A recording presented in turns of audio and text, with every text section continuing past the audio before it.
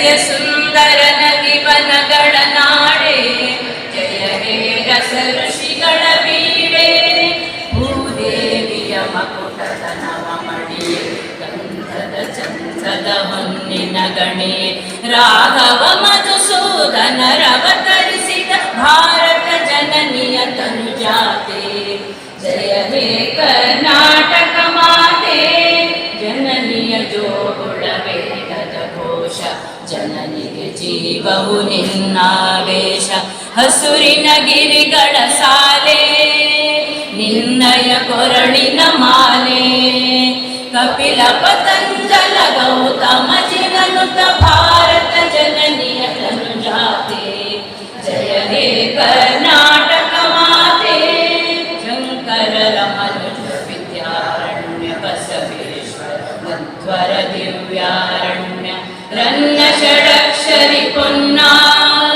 ಪಂಪಲ ಭೂಮಿಪತಿ ಜನ್ನ, ಕುಮಾರ ವ್ಯಾಸರ ಮಂಗಳಧಾಮ, ಕವಿ ಕೋಗಿಲೆಗಳ ಪುಣ್ಯಾರಾಮ, ನಾನಕ ರಾಮಾನಂದ ಕಬೀರರ ಭಾರತ ಜನನಿಯ ತನುಜಾತೆ, ಜಯ ಹೇ ಕರ್ನಾಟಕ ಮಾತೆ, ಕೈಲಪ. ನಮಸ್ಕಾರ.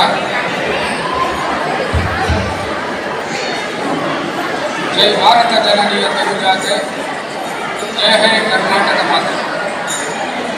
RPS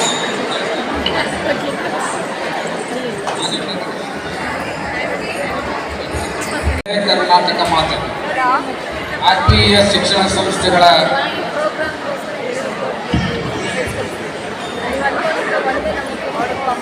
ಒಕ್ಕೂಟದಲ್ಲಿ 69ನೇ ವರ್ಷದ ಕನ್ನಡ ರಾಜ್ಯೋತ್ಸವ ಸಮಾರಂಭಕ್ಕೆ ನಮ್ಮೆಲ್ಲರಿಗೂ ಸುಸ್ವಾಗತ. RPS ಶಿಕ್ಷಣ ಸಂಸ್ಥೆ ಕೇವಲ ಶೈಕ್ಷಣಿಕ ಪದ್ಧತಿಯಲ್ಲಿ ನಿಗದಿಪಡಿಸಿದಂಥ ಶಿಕ್ಷಣಕ್ಕಿನ್ನೂ ಹೊರತಾಗಿ ನಮ್ಮ ನೆಲ ಜಲ ಸಂಸ್ಕೃತಿಯ ಬೆಳವಣಿಗೆಯ ಜೊತೆ ನಮ್ಮ ಮಕ್ಕಳಿಗೆ ಪರಿಚಯ ಆಗಬೇಕು ಅನ್ನೋ ದೃಷ್ಟಿಯಿಂದ ನಾವು ಈ ಬಾರಿ 69ನೇ ಕನ್ನಡ ರಾಜ್ಯೋತ್ಸವವನ್ನು ಬಹಳ ಅದ್ದೂರಿಯಿಂದ ಆಚರಿಸುತ್ತಿರುವುದು ತಮಗೆಲ್ಲ ತಿಳಿದಿದೆ. ಈ ನಾವು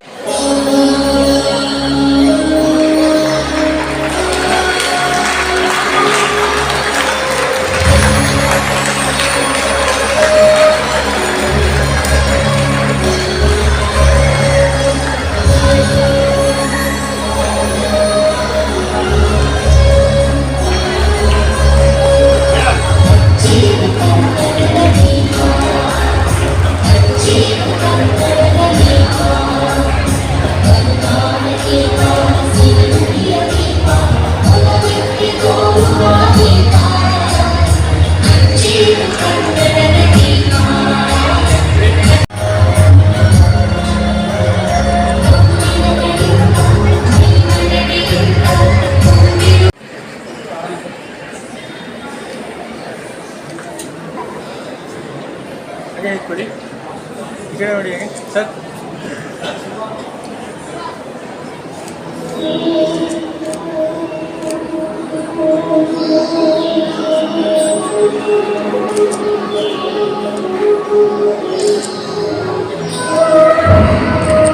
ಸಿರಿ ಕನ್ನಡ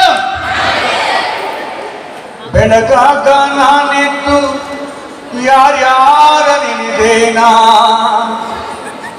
ಬೆಳಗಾಗ ನಾನೆದ್ದು ಯಾರ್ಯಾರ ನೆನೆದೇನಾ, ಕನ್ನಡದ ಧೀರರ ನೆನೆದೇನಾ, ಕನ್ನಡದ ಧೀರರ ನೆನೆದೇನ ಒಡನೆ ಕವಿ ಪುಂಗವರಿಗೆ ನಮಿಪೇನಾ, ಕವಿ ಪುಂಗವರಿಗೆ ನಮಿಪೇನಾ. ಈ ನಾಡಿನಲ್ಲಿ ಹುಟ್ಟಿ ಕನ್ನಡದ ಧ್ವಜವನ್ನ ಎಲ್ಲೆಡೆ ಹರಡಿದಂತಹ ಕನ್ನಡದ ಶೂರ ಧೀರರನ್ನ ಸ್ಮರಿಸುತ್ತಾ ಪಂಪನಿಂದ ಆದಿಯಾಗಿ ಇಲ್ಲಿ ನಮ್ಮ ನಡುವೆ ಕುಳಿತಿರುವ ಕವಿ ಹೃದಯದವರೆಗೂ ಎಲ್ಲರಿಗೂ ಪ್ರಣಾಮವನ್ನು ಸಲ್ಲಿಸುತ್ತಾ ಬಸವಣ್ಣನಿಂದ ಆರಂಭಿಸಿಕೊಂಡು ಈ ನಾಡಿನ ಎಲ್ಲ ದಾರ್ಶನಿಕರು ಎಲ್ಲ ಪೂಜ್ಯರಿಗೆ ನಮಿಸುತ್ತಾ ಇವತ್ತು ಬೆಂಗಳೂರು ನಗರದ ಅತ್ಯಂತ ಹಿರಿಯ ಶಿಕ್ಷಣ ಸಂಸ್ಥೆ ರಾಜಾಜಿನಗರ ಪೋಷಕರ ಶಿಕ್ಷಕರ ಸಂಘ RPA ಈ ಅತ್ಯಂತ ಹಳೆಯ ವಿಶಿಷ್ಟವಾದ ಈ ಶಿಕ್ಷಣ ಸಂಸ್ಥೆಯ ಆಶ್ರಯದಲ್ಲಿ ಇವತ್ತು ಕನ್ನಡ ಸಂಸ್ಕೃತಿ ಪರ್ವ ಕನ್ನಡ ಕೇಳಿಸ್ತಾ ಇಲ್ಲ ನನಗೆ ಸಂಸ್ಕೃತಿ ಪರ್ವ ಶೀರ್ಷಿಕೆ ಬಹಳ ಚಂದ ಇದೆ. ಕನ್ನಡ ಸಂಸ್ಕೃತಿ ಪರ್ವ ನಡೀತಾ ಇದೆ, ನಿನ್ನೆಯಿಂದ ನಡೀತಾ ಇದೆ. ನಿನ್ನೆಯಿಂದ ಹಾಡಿ ಕುಣಿದು ನೀವೆಲ್ಲ ಸುಸ್ತಾಗಿದ್ದೀರಾ. ಹಾಗಾಗಿ ಸುಸ್ತಾಗಿ ಕೆಲವರೆಲ್ಲ ಮನೆಯಲ್ಲಿ ಉಳ್ಕೊಂಡ್ಬಿಟ್ಟಿದ್ದಾರೆ, ಕೆಲವರು ಮಾತ್ರ ಇಲ್ಲಿದ್ದಾರೆ. ಹಾಗಾಗಿ ನಿಮ್ಮೆಲ್ಲರಿಗೂ ನನ್ನ ಪ್ರೀತಿಯ ಪ್ರಣಾಮಗಳನ್ನು ಸಲ್ಲಿಸ್ತೇನೆ.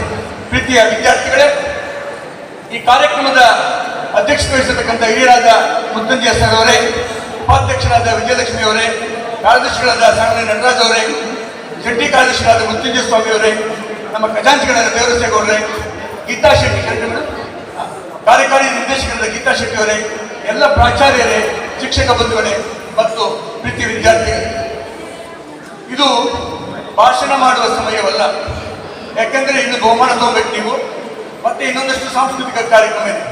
ನಾವು ಸಹ ಸಾಂಸ್ಕೃತಿಕ ಕಾರ್ಯಕ್ರಮ ನೋಡಬೇಕು. ಹಾಗಾಗಿ ಕೆಲವೇ ಮಾತುಗಳನ್ನು ಹಾಡಿ ನಾನು ಮಾತು ಮುಗಿಸ್ತೀನಿ. ಬಂದು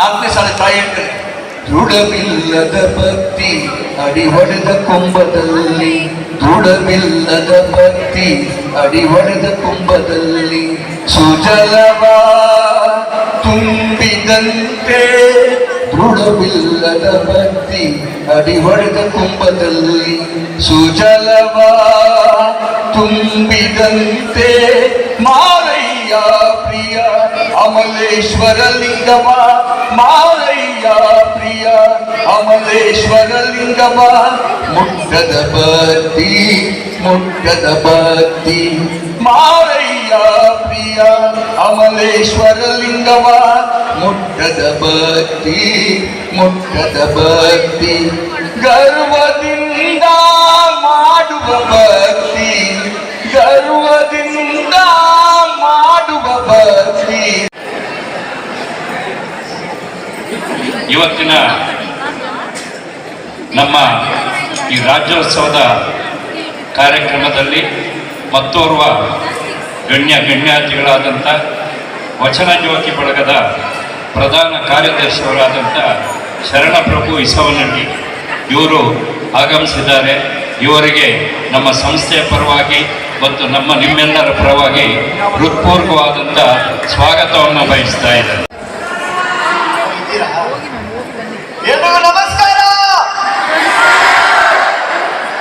ನಮಸ್ಕಾರ. ವೇದಿಕೆ ಮೇಲಿರುವ ಎಲ್ಲ ಗಣ್ಯ ವ್ಯಕ್ತಿಗಳಿಗೆ ನನ್ನ ನಮಸ್ಕಾರಗಳು.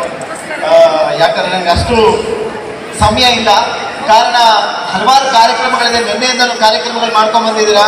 ಬಹಳ ಅಚ್ಚುಕಟ್ಟಾಗಿ ಕನ್ನಡದ ಬಗ್ಗೆ ಎಳೆಯಾಗಿ ರೇಷ್ಮೆನ ಹೇಗೆ ಬಿಡಿಸುವ ಹಾಗೆ ಅಚ್ಚುಕಟ್ಟಾಗಿ ಬಿಚ್ಚಿ ಹೇಳಿದ್ದಾರೆ ನಿಮಗೆಲ್ಲರಿಗೂ. ಅದಕ್ಕೂ ಬನ್ನಿ ಜೋರಾದ ಚಪ್ಪಾಳೆ ಮುಂದೆಗೆ.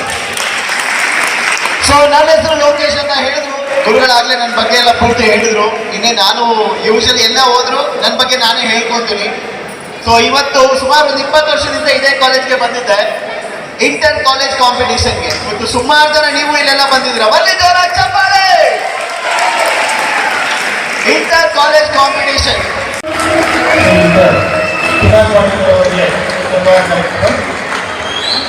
ವೇದಿಕೆ ಮೇಲಿರುವ ಭದ್ರಾ ಜ್ಯೋತಿ ಅಧ್ಯಕ್ಷರಾದ ಪಿನಾಕ್ ಪಾಣೀಸರ್ ಅವರಿಗೆ ಸನ್ಮಾನವನ್ನು ಮಾಡ್ತಿದ್ದಾರೆ. ಹಾಗೆ ಸಾಮಾಜಿಕ ನೋಡಿ ಹಿಂದೆ ಮುಖ್ಯಾಧಿಕಾರಿಗಳ ಲೋಕೇಶ್ ಕುಮಾರ್ ಅವರ ಗಣ್ಯರಿಂದ ಸನ್ಮಾನ. ಅವರಿಂದ ಮಾತನಾಡಿದ ನಂತರ ಬಹುಶಃ ಈ ಹೊತ್ತಿಗೆ ಈ ಹಬ್ಬಕ್ಕೆ ಅರ್ಥಪೂರ್ಣವಾದಂಥ ಮಾತುಗಳನ್ನು ಅವರು ನಮಗೆ ಮಾಡಿದ್ದಾರೆ. ನಮ್ಮ ಮನಸ್ಸಿಗೆ ಮುಟ್ಟುವ ಹಾಗೆ ಮಾತನಾಡಿದ್ದಾರೆ. ಅವರಿಗೆ ತುಂಬ ಹೃದಯದ ಧನ್ಯವಾದಗಳನ್ನು ಮತ್ತೊಮ್ಮೆ ಅರ್ಪಿಸುತ್ತಾರೆ. ಜೈ ಕರ್ನಾಟಕ ಮಾತೆ.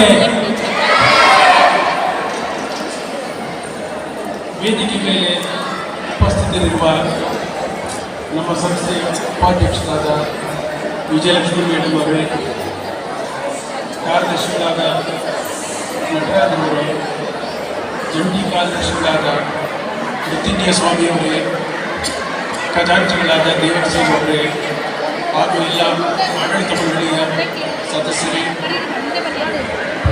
ಇಂದಿನ ಸಭೆಯ ಉದ್ಘಾಟಕರಾದ ಶ್ರೀ ಪಿನಾಕಪಾಣಿಯವರೇ ಹಾಗೂ ಮುಖ್ಯ ಅತಿಥಿಗಳಾದ ಲೋಕೇಶ್ ಕುಮಾರ್ ಅವರೇ, ಎಲ್ಲ ಶಿಕ್ಷಕ ವೃಂದದವರೇ ಮತ್ತು ಪ್ರೀತಿಯ ವಿದ್ಯಾರ್ಥಿಗಳೇ,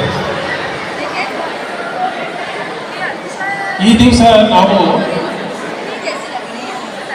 69ನೇ ರಾಜ್ಯೋತ್ಸವವನ್ನು ಆಚರಿಸ್ತಾ ಇದ್ದೇವೆ. ಈ ಸುಸಂದರ್ಭದಲ್ಲಿ ಎಲ್ಲರಿಗೂ ಆರ್ಥಿಕವಾಗಿ ಶುಭಾಶಯಗಳನ್ನು ಕೋರುತ್ತೇವೆ. ಕೊನೆಗೆ 9 ಮೈಸೂರು ರಾಜ್ಯ ಆದರೆ ಹಿರಿಯರಾದಂಥ ಹಲವಾರು ವ್ಯಕ್ತಿಗಳು ಶತಮಾನಗಳ ಕಾಲ ಹೋರಾಡಿ ಕರ್ನಾಟಕ ಏಕೀಕರಣವನ್ನು ಮಾಡಬೇಕು ಅಂತ ಹೇಳಿ ಹೋರಾಟ ಮಾಡಿದ್ರು. ನಂತರ ಕೇಂದ್ರ ಸರ್ಕಾರದವರು ಭಾಷಾವಾರು ರಾಜ್ಯಗಳನ್ನು ಮಾಡಿದಾಗ ನವೆಂಬರ್ 1, 1956ನೇ ಇಸ್ವಿನಲ್ಲಿ ಕರ್ನಾಟಕ ಏಕೀಕರಣವಾಯಿತು. ಕನ್ನಡ ಮಾತಾಡ್ತಕ್ಕಂಥ ಭಾಗಗಳಾದ ಬಾಂಬೆ ಸ್ಟೇಟ್ಗಳಂತ ಬೆಳಗಾವಿ, ಉತ್ತರ ಕನ್ನಡ, ಧಾರವಾಡ, ಬಿಜಾಪುರ ಜಿಲ್ಲೆಗಳು ಮತ್ತು ಹೈದರಾಬಾದ್ ಕರ್ನಾಟಕದ ಬೀದರ್, ಗುಲ್ಬರ್ಗ, ರಾಯಚೂರು ಈ ಜಿಲ್ಲೆಗಳು, ಮದ್ರಾಸ್ ಪ್ರಾಂತ್ಯದಲ್ಲಿರ್ತಕ್ಕಂಥ ಬಳ್ಳಾರಿ ಜಿಲ್ಲೆ, ದಕ್ಷಿಣ ಕನ್ನಡ ಜಿಲ್ಲೆ ಮತ್ತು ಕೊಡಗು ಇದೆಲ್ಲ ಸೇರಿ ವಿಸ್ತಾರವಾಗಿ ಕರ್ನಾಟಕ ರಾಜ್ಯ ಸ್ಥಾಪನೆ ಆಯಿತು. ಈ ಏಕೀಕರಣಕ್ಕೆ ಉದ್ದೇಶಿಸಿದಂಥ ಮಾನವರಿಗೆಲ್ಲ ನಾವು ಆಭಾರಿಯಾಗಿದ್ದೇವೆ. ಕಳೆದ 69 ವರ್ಷಗಳಲ್ಲಿ ಕರ್ನಾಟಕ ರಾಜ್ಯ ಬಹಳಷ್ಟು ಅಭಿವೃದ್ಧಿ ಹೊಂದಿದೆ. ಇಂಡಸ್ಟ್ರಿಯಲೈಸೇಷನ್ ಆಗಿದೆ, ಕೈಗಾರಿಕೀಕರಣ ಆಗಿದೆ ಮತ್ತು ರಾಷ್ಟ್ರದಲ್ಲಿ 2ನೇ ಅತ್ಯಂತ ದೊಡ್ಡ ಆರ್ಥಿಕ ಸ್ಥಿತಿ ಹೊಂದಿರತಕ್ಕಂಥ ರಾಜ್ಯವಾಗಿ ಬೆಳೆದಿದೆ. ಇಷ್ಟೆಲ್ಲ ಬೆಳೆಯಲಿಕ್ಕೆ ಕಾರಣ ನಮ್ಮ ರಾಜ್ಯದ ರಾಜಧಾನಿ ಬೆಂಗಳೂರು ಕೂಡ ಅತ್ಯಂತ ಹೆಚ್ಚಿನ ಕೊಡುಗೆ ನೀಡಿದೆ. ಏಕೆಂದರೆ ಇದರಲ್ಲಿ ತಾಂತ್ರಿಕ ಜ್ಞಾನದಲ್ಲಿ ಇಡೀ ನಮ್ಮ ರಾಜ್ಯದ ರಾಷ್ಟ್ರದ ರಾಜಧಾನಿಯಾಗಿ ಬೆಂಗಳೂರು ಹೊರಹೊಮ್ಮಿದೆ. ಈ ಕಾರಣಕ್ಕಾಗಿ ಬೇರೆ ಬೇರೆ ರಾಜ್ಯಗಳಿಂದ ಲಕ್ಷಾಂತರ ಮಂದಿ ನಮ್ಮ ಬೆಂಗಳೂರಿಗೆ ಬಂದು ನೆಲೆಸಿದ್ದಾರೆ. ನಮ್ಮ ಕರ್ನಾಟಕವು ಕನ್ನಡ ಮಾತನಾಡುವವರು ಎಷ್ಟು ಸಂಪ್ರದಾಯಗಳಿದ್ರೆ ಮರಾಠಿ ಬಂದರೆ ಮರಾಠಿನಲ್ಲಿ ನಾವು ಮಾತಾಡೋದಕ್ಕೆ ಪ್ರಯತ್ನ ಮಾಡ್ತೀವಿ. ತಮಿಳುನಾಡಿಗೆ ಬರೋದ್ರ ಜೊತೆಗೆ ತಮಿಳಿನಲ್ಲಿ ಮಾತಾಡೋದಕ್ಕೆ ಪ್ರಯತ್ನ ಮಾಡ್ತಾ ಇದ್ದೀವಿ. ಆಂಧ್ರದಿಂದ ಬಂದವರಿಗೆ ತೆಲುಗಿನಲ್ಲಿ ಮಾತಾಡೋದಕ್ಕೆ ಪ್ರಯತ್ನ ಮಾಡ್ತಾ ಇದ್ದೀವಿ. ಕೇರಳದಿಂದ ಬಂದವರ ಮಲಯಾಳದಲ್ಲಿ ಮಾತಾಡೋದಕ್ಕೆ ಪ್ರಯತ್ನ ಮಾಡ್ತೀವಿ. ಆದರೆ ನಾವು ಅವರಿಗೆ ಕನ್ನಡ ಕಲಿಸೋದಕ್ಕೆ ಪ್ರಯತ್ನ ಮಾಡಿಲ್ಲ. ಇದೊಂದು ಬಹಳ ದುರ್ದೈವ ಅಂತ ನಾನು ಹೇಳಬೇಕಾಗುತ್ತೆ. ನಾವು ಬೇರೆ ಭಾಷೆ ಕಲಿಬೇಕು, ಕಲಿತರೆ ನಮಗೆ ಜ್ಞಾನ ಹೆಚ್ಚಾಗುತ್ತೆ, ನಮಗೆ ಅರಿವು ಆಗುತ್ತೆ. ನಾವು ರಾಜ್ಯದಲ್ಲಿ ಹೋದಾಗ ಅಲ್ಲಿಯ ಭಾಷೆ ತಿಳ್ಕೊಳ್ಳಿಕ್ಕೆ ನಮಗೆ ಅನುಕೂಲ ಆಗುತ್ತೆ. ಅದೇ ರೀತಿ ಹೊರ ರಾಜ್ಯದಿಂದ ಬಂದವರು ಅವರಿಗೆ ನಾವು ಕನ್ನಡದಲ್ಲಿ ಮಾತಾಡಿ ಅವರಿಗೆ ಕನ್ನಡ ಕಲಿಯೋದಕ್ಕೆ ಒಂದು ಉತ್ತೇಜನ ನಾವು ಕೊಡಬೇಕು.